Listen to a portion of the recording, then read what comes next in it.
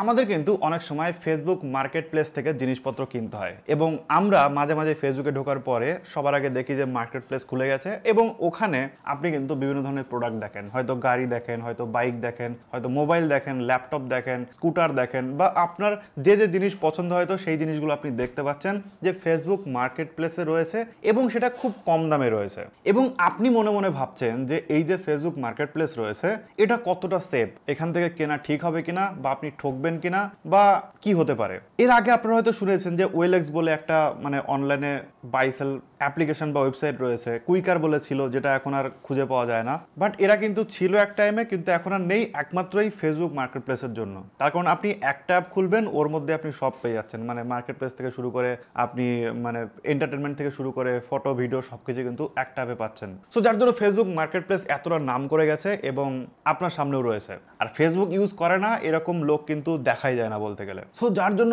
হাজার হাজার কোটি কোটি প্রোডাক্ট কিন্তু মার্কেট প্লেসে লিস্টিং হয়ে রয়েছে এবং আপনিও ভাবছেন যে একটা জিনিস পেয়েছি সেটা কিনবো নাকি কিনবো না, কেনার সময় কি কি জিনিস আমার মাথায় রাখতে হবে, কি কিভাবে আমি প্রতারিত হতে পারি, সবকিছু কিন্তু এই ভিডিওতে আপনাদের ক্লিয়ার করে দেবো। সো এক সেকেন্ডও মিস করবেন না, দেখতে থাকুন সম্পূর্ণ ভিডিও। বাট ভালো জিনিস যদি কিনতে চান সেক্ষেত্রে কিন্তু আমার চ্যানেলের ভিডিও দেখতেই হবে, কারণ আজকে যে জিনিসটা আমি আপনাদের দেখাচ্ছি সেটা কিন্তু দুর্দান্ত একটা জিনিস। এটা হলো Agaro Regency nut milk maker. এবং নাট মিল্ক মেকার নাম হওয়া সত্ত্বেও এটা দিয়ে শুধুমাত্র নাট মিল্ক না, আপনি কিন্তু আরো ভ্যারাইটিস আইটেম তৈরি করতে পারবেন, যেরকম গতদিন আমি আপনাদের জুস বানিয়ে দেখিয়েছিলাম।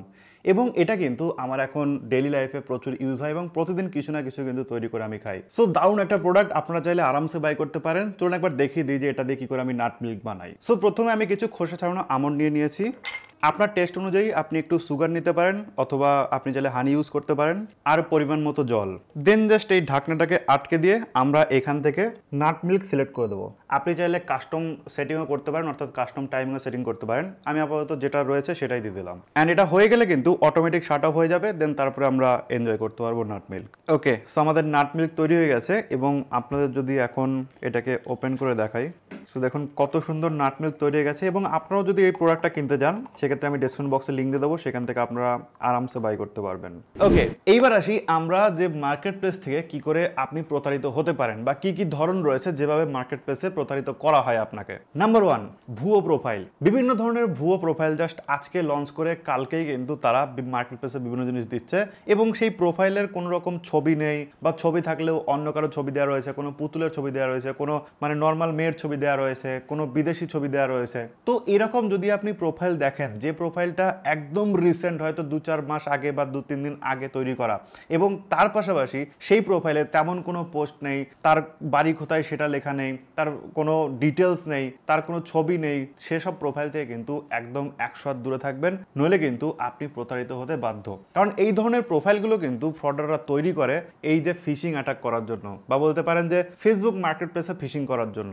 একটা প্রোডাক্ট মার্কেট প্লেসে রেখে দেবে, হয়তো বা S25 আলট্রা, যে ফোনটার দাম 1.5 লাখ টাকা, সেটা হয়তো 25,000 টাকা দিয়ে রেখে দেবে এবং আপনি ফিশ মানে মাছের মতো ওই বড়শিতে এরকম গিয়ে টোপ দেবেন, সাথে সাথে আপনাকে তুলে নেবে। ঠিক আছে, সো এইভাবেই কিন্তু আপনাকে প্রতারিত করতে পারে এই ভুয়ো প্রোফাইল থেকে। এবার আপনি যদি কাউকে কিছু বিক্রি করতে চান, মানে আপনি হয়তো লিস্টিং করেছেন কোনো প্রোডাক্ট, কেউ হয়তো কিনতে এসছে আপনার কাছে, কিনতে এসেও কিন্তু আপনাকে ফ্রড করতে পারে। নর্মালি যেভাবে হয় সেটা হচ্ছে যে আপনাকে একটা ভুয়ো স্ক্রিনশট সে পাঠাবে, পাঠিয়ে বলবে যে আপনাকে আমি অ্যাডভান্স পাঠিয়েছি, এবং অ্যাডভান্সের নামে হয়তো বা 2500 টাকা পাঠানোর কথা, আপনাকে পাঠিয়ে দিয়েছে 25,000 টাকা, এবং সে বলছে যে আমি ভুল করে 2500 জায়গায় 25,000 পাঠিয়ে দিয়েছি, আমাকে বাকি টাকাটা ফেরত দিতেন। তো সেক্ষেত্রে কিন্তু আপনি যদি এই টাকাটা ফেরত দেন এবং ভালো করে যদি না জেনে বা না দেখে যদি আপনি টাকাটা ফেরত দেন, তাহলে কিন্তু আপনার ওই 22,500 টাকা বা পুরো 25,000 টাকাই যাবে। তার কারণ 25,000 টাকার যে স্ক্রিনশটটা সে কিন্তু আপনাকে ফেক পাঠিয়েছিল এবং সেটা আপনি বিশ্বাস করে তাকে পাঠিয়ে দিয়েছেন। সো অবশ্যই কেউ যদি এভাবে আপনাকে অ্যাডভান্স টাকা পাঠাতে নেয়, সেক্ষেত্রে আগে আপনি ব্যাংকের যে পাসবুক রয়েছে সেখানে একবার দেখে নেবেন, অনলাইনে চেক করে যে টাকাটা আদৌ এসেছে কিনা। আর একটা জিনিস আছে, সেটা হচ্ছে সিওডি। সিওডি থেকে তো একদম দূরে থাকবেন পুরনো জিনিস কেনার সময়। মানে এটা আমার মনে হয় না যে সিওডি মানে ধারে কাছে যাওয়া উচিত যখন আপনি ফেসবুক মার্কেট প্লেস বা ওয়েলেক্স বা কুইকারের মতো প্ল্যাটফর্ম থেকে কোনো প্রোডাক্ট কিনবেন। তার কারণ হচ্ছে আপনি সামনে থেকে না দেখে না শুনে যে মানুষের কাছ থেকে আপনি জিনিস কিনছেন তাকে না চিনে কি করে তাকে আগে টাকা পাঠিয়ে দেবেন, বা কি করে প্রোডাক্ট আসার পরে আপনি টাকা দেবেন বলুন, তাই না? না? সো এই ধরনের কাজগুলো থেকেও কিন্তু বিরত থাকবেন। আগে আপনি যে জিনিসটা কিনবেন সেই জায়গায় গিয়ে পাবলিক মিট করে সেই জিনিসটাকে ভালো করে চেক করে তারপরে যদি আপনার মনে হয় যে হ্যাঁ কেনা যাবে, তবে আপনি কিনবেন। যদি মনে হয় যে হ্যাঁ অনেক দূরে কেউ রয়েছে, সে সিওডিতে পাঠাবে বা আগে টাকা পাঠিয়ে দিলে আপনাকে পোস্টের মাধ্যমে পাঠিয়ে দেবে, আমার মনে হয় যে এগুলো না নেওয়াই উচিত। একটা রিস্ক থেকে যায় বড় সড়ো। এবার কথা হচ্ছে যে কি করে আপনি সেফলি ফেসবুক মার্কেট প্লেস থেকে জিনিসপত্র কিনবেন এবং সেফলি আপনি থাকতে পারবেন ফেসবুক মার্কেট প্লেসে। প্রথমে যে প্রবলেমটা আমি বললাম সেই প্রবলেমের সলিউশনটা আপনাকে বার করতে হবে। সেটা হচ্ছে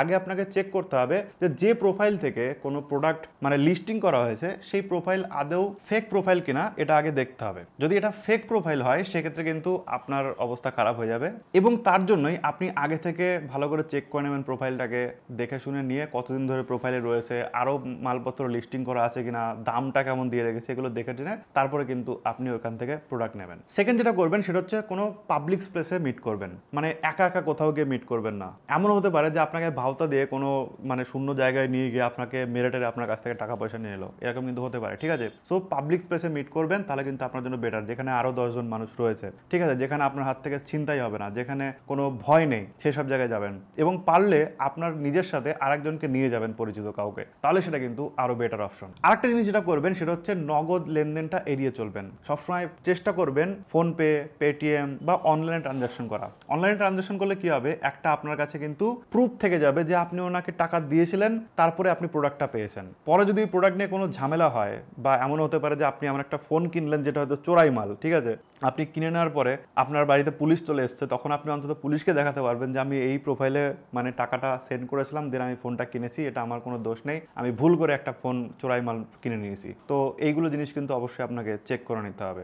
এবং মোস্ট ইম্পর্টেন্ট যেটা সেটা হচ্ছে টাকা দেওয়ার আগে বা টাকা পেমেন্ট করার আগে যে জিনিসটা আপনি কিনছেন, সেটা হতে পারে গাড়ি, সেটা হতে পারে মোবাইল, সেটা হতে পারে ক্যামেরা, ল্যাপটপ বা যে কোনো জিনিস, সেটা আগে ভালো করে যাচাই করুন, ভালো করে চেক করুন, ভালো করে 5 বার দেখুন আগে ওটাকে। দরকার পড়লে আরো 2 জনকে সাথে নিয়ে যান, তাদেরকে দিয়ে দেখান।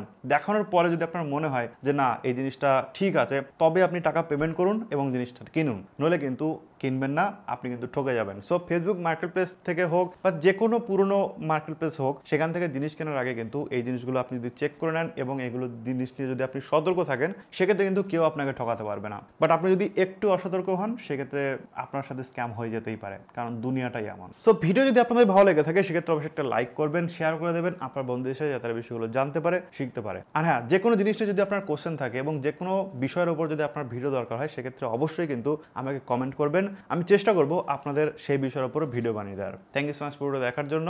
দেখা হবে নেক্সট ভিডিওতে। টাটা।